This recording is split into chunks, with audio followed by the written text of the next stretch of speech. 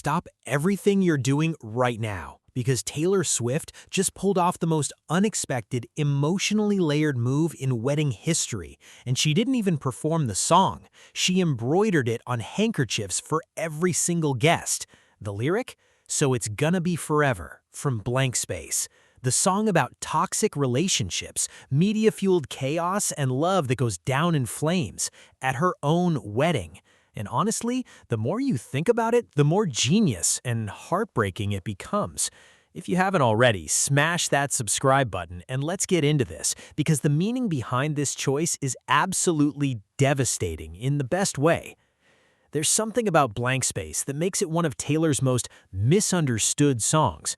On the surface, it's a satirical takedown of the media's obsession with her dating life, the crazy girlfriend narrative they shoved down our throats for years. It's a song about a woman who falls hard, fast, and dangerously, knowing full well it'll probably end in disaster. The very next line after "So It's Gonna Be Forever" is "Or It's Gonna Go Down in Flames." So why on earth would she put that on a wedding favor? Fans immediately called it a bold, ironic choice. Some even joked it left the door open for a messy divorce. But here's the thing, they're missing the entire point.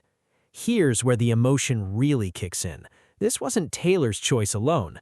Travis Kelce has publicly declared Blank Space his all-time favorite Taylor Swift song. On the Bussin' with the Boys podcast, he said, "I'm gonna say Blank Space because that was like the first." He explained that he first really started listening to Taylor when 1989 came out in 2014, the album that made everything explode. He's called it unbelievable and said it's a song he'll always listen to forever.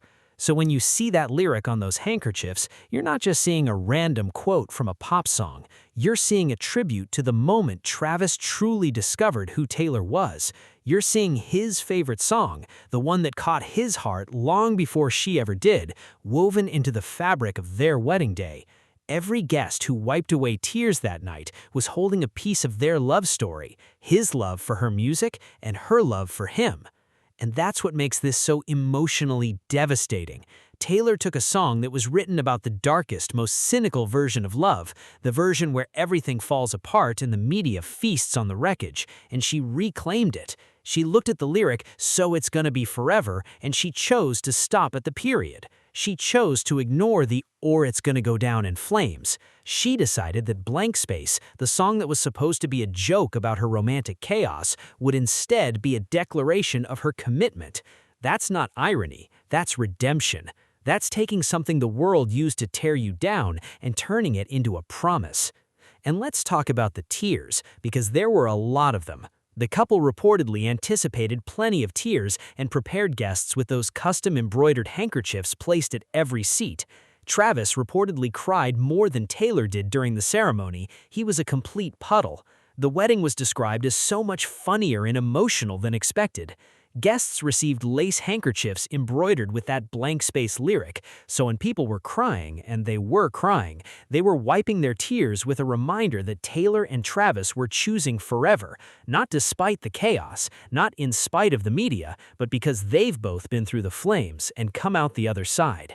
At the end of the day, Taylor Swift didn't sing Blank Space at her wedding. She didn't need to. She made it the emotional centerpiece of the entire celebration, a quiet, powerful statement that the girl who once sang about love going down in flames had finally found a love that wouldn't burn. And honestly, that's the most beautiful thing I've ever heard. But what do you think? Was the Blank Space lyric a bold, ironic choice, or the most romantic thing Taylor could have done?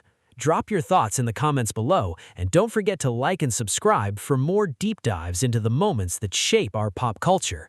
Because this is what it looks like when you choose forever, even when the world expects you to fail.